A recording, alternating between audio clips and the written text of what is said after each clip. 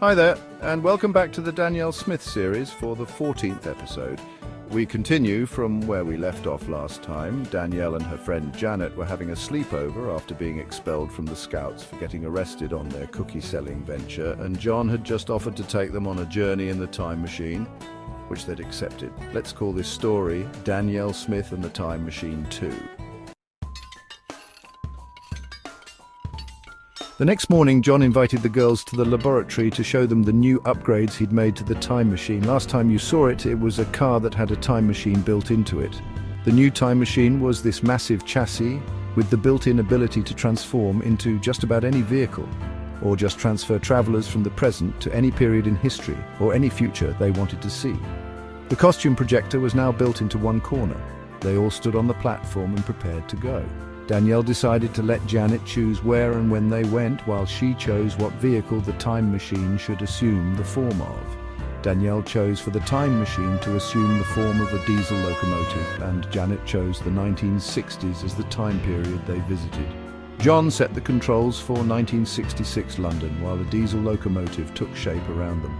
John took the controls and started driving them down the rails that had just formed in front of them, and started driving the train time machine out onto the rails at a terrific speed. As they approached a level crossing, they were changed into 1960s attire as the flux capacitor activated, sending them back in time. As they arrived at the next station, they looked around themselves in amazement. "Welcome, girls, to 1966, said John, who had temporarily become a 1960s train driver.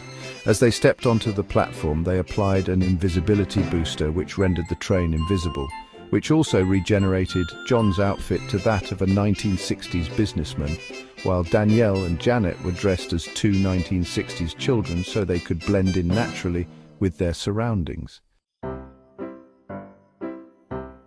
They all stuck together as they explored the era, and were all amazed by what they saw, but they had to act natural around other people so they didn't arouse suspicions.